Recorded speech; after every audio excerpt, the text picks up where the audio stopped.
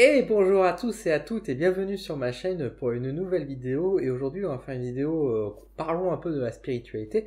Et j'aimerais revenir sur l'idée et aborder le sujet du don en général et le don de médiumnité.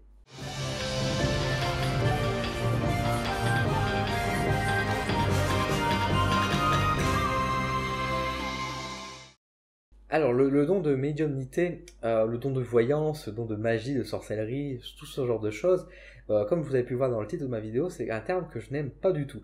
C'est un terme que je veux qu'on prohibit en fait aujourd'hui parce que c'est un terme pour moi qui est très dangereux. Je vous explique un peu mon point de vue déjà sur la spiritualité et je suis en désaccord sur l'idée qu'on a des dons. Pour moi, on est tous médiums, c'est quelque chose qui se développe de plus en plus comme expression. On est tous médiums, c'est-à-dire qu'on est tous capables d'avoir des capacités extrasensorielles, d'avoir une sensibilité accrue, de se connecter à l'invisible, de pouvoir faire des tirages de voyance, de tarot, etc. De pouvoir voir les défunts, les entendre, les ressentir, etc.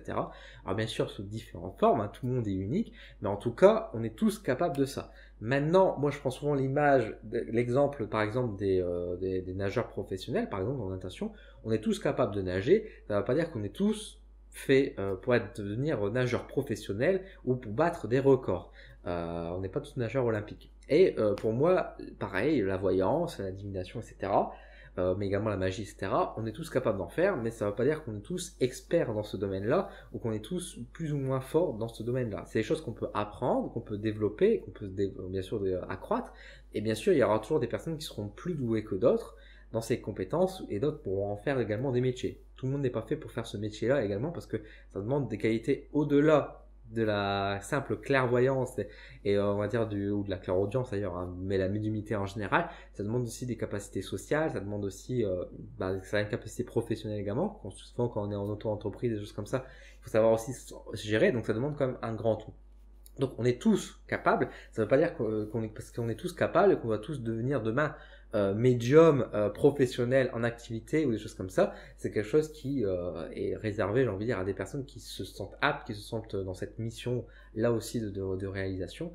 Mais pour moi, on est tous capables effectivement de pouvoir faire de la médiumnité ou faire de la voyance. On est sur une sorte de voyance, en tout cas de spiritualité. Donc déjà, moi je pars de cette idée-là, c'est une idée qui se développe de plus en plus, et c'est une idée que moi j'encourage et je développe avec d'autres personnes. Maintenant, aujourd'hui, on a aussi beaucoup le terme, et ça c'était quelque chose qui ressort aussi beaucoup, le terme de don. Ah, vous avez le don de voyance. Comment je fais pour développer mon don? Pourquoi moi j'aime pas ce terme? Parce que dans l'idée de don, ça veut bien dire que quelque chose nous a été donné. On a reçu quelque chose. Donc, qu'est-ce qu'on a reçu? Qui nous l'a donné? Alors, on a reçu le don de voyance, le don de magie. Qui nous l'a donné? Là-haut, la spiritualité. Donc après, on peut mettre chacun à sa vision des choses. Les dieux, Dieu lui-même, hein, ou les anges, l'univers. On mettra le terme qu'on veut là-dessus. Mais ça veut dire que là-haut, on a été choisi. On a été élu. Parce qu'on a un don. Les autres n'ont pas de don. Mais nous, on a un don. Et là, vous voyez tout de suite le problème. Ça crée un énorme clivage. Et ça, je n'aime pas du tout cette idée-là. Surtout que ça n'a pas de sens. Je vais y revenir juste après sur cette idée qui n'a pas de sens. C'est dangereux parce que du coup, si moi je dis j'ai le don de voyance, vous ne l'avez pas, je mets une certaine supériorité par rapport à vous. Parce que je ne suis plus un être humain comme vous, je ne fais plus partie de la même espèce parce que moi je ne possède quelque chose de supplémentaire par rapport à vous. J'ai un don, j'ai de la magie. Vous, je suis un être humain, mais en plus d'un être humain, j'ai des capacités en plus qui m'ont été données là-haut. De fait, comme étant je suis un surhomme, j'ai donc une certaine parole de vérité. Vous devez me suivre, vous devez m'écouter parce que je suis un surhomme. Là, je pars dans un discours un peu dans les extrêmes, mais pour vous montrer pourquoi c'est un peu dangereux d'utiliser ce terme-là. Ça crée une différence, et si on crée des différences, ça veut dire qu'il y a des êtres supérieurs, il y a des êtres inférieurs. Il y a une idée de soumission du soumis, quoi. Et c'est quelque chose que je ne veux pas, on est dans une égalité par ici, quoi. C'est dangereux, et ça amène forcément à des gourous.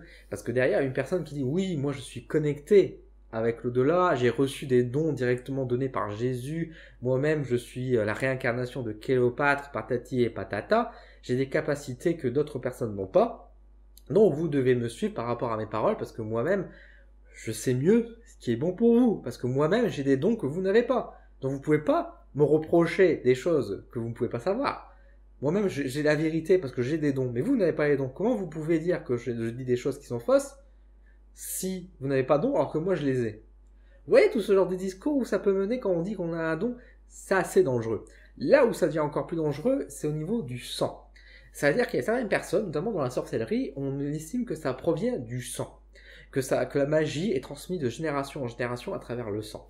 Alors, oui, effectivement, de génération en génération, mais ça sans surprise, par le sang, on transmet des gènes par rapport à notre famille.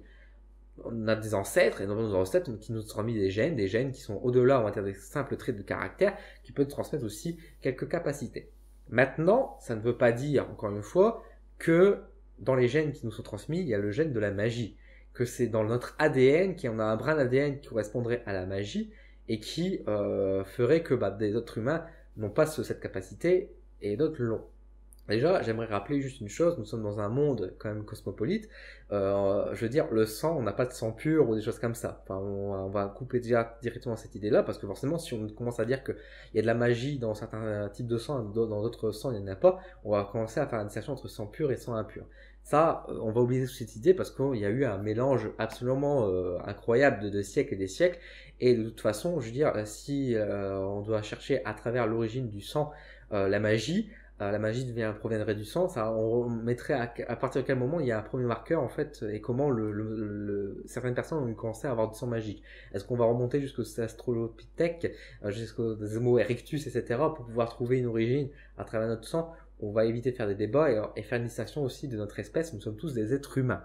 Nous faisons partie tous de la même espèce. Nous n'avons pas des différences d'espèces humaines. Donc nous avons tous le même sang, ou en tout cas nous avons un sang.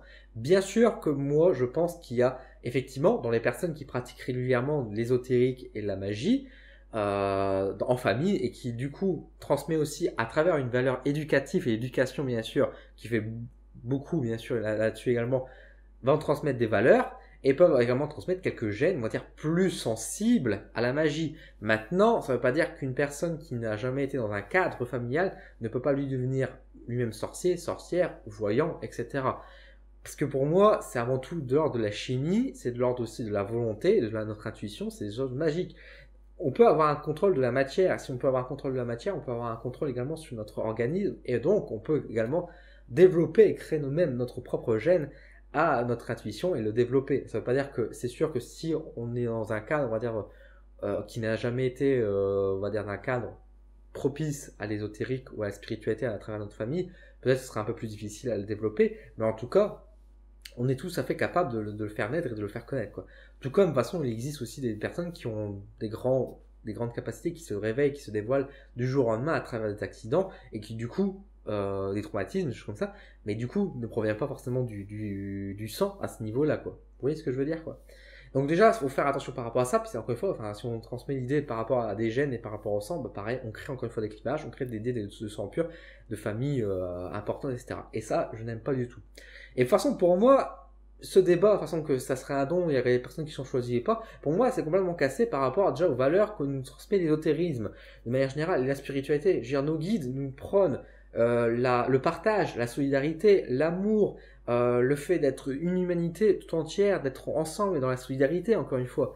Pourquoi ils nous partageraient des valeurs comme ça pour que finalement, en théorie, ils choisiraient finalement quelques personnes en disant bon bah cette personne leur a des dons, mais cette personne leur a pas des dons. Ça crée forcément des clivages en faisant comme ça. Mais à un côté, donc, ils créeraient là où il ferait un paradoxe entre créer des clivages en disant qu'il y a des personnes qui ont des dons et d'autres personnes n'auront pas de dons. Mais en même temps, il faut qu'on soit solidaire, qu'on soit qu'amour et qu'on soit dans le partage, etc. S'ils veulent transmettre des valeurs et des messages comme ça, de solidarité, bien évidemment que tout le monde est capable de faire ça, d'être connecté. Ça serait débile de dire que là-haut, ils disent, bah, cette personne-là n'a pas le droit d'être connectée à des énergies, à pouvoir voir ses guides, pouvoir discuter avec ses ancêtres, etc. Lui, il n'a pas le droit, mais par contre, lui, il aurait le droit. Pourquoi cette différence? Donc, pour moi, non. Cette idée de don, c'est une bêtise de penser ça. Le terme est bien ancré aujourd'hui, et c'est vrai que dans le vocabulaire, on l'utilise facilement, mais pour moi, il n'y a pas de don de voyance, don de médiumnité ou don de magie. On est tous capables de ça. Le terme est impropre. Moi, je préfère penser qu'on est tous capables de ces capacités extrasensorielles qui est innée chez nous, réellement, et j'aimerais qu'on enlève cette idée déjà de don. Alors, je sais bien que beaucoup emploient ce terme sans forcément avoir un discours comme je viens de l'exprimer, heureusement, mais attention parce que si on commence à parler avec des vocabulaires comme ça, on peut transmettre à notre maladresse, j'ai envie de dire, sans le vouloir, des idées aussi qui ne sont pas dignes de ce qu'on prône dans notre spiritualité, dans notre sphère ésotérique. Voilà, c'était surtout pour ça que je voulais revenir là-dessus. C'était pour moi important de parler de ce sujet-là.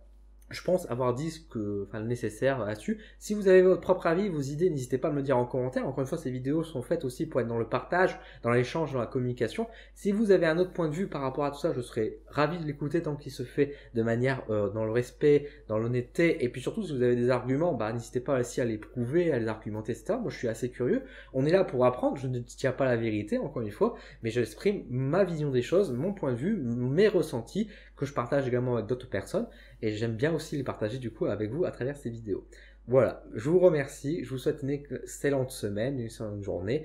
Je vous dis à très bientôt sur ma chaîne, n'hésitez pas à vous abonner si ce n'est pas encore le cas, et je vous dis à très vite. À bientôt!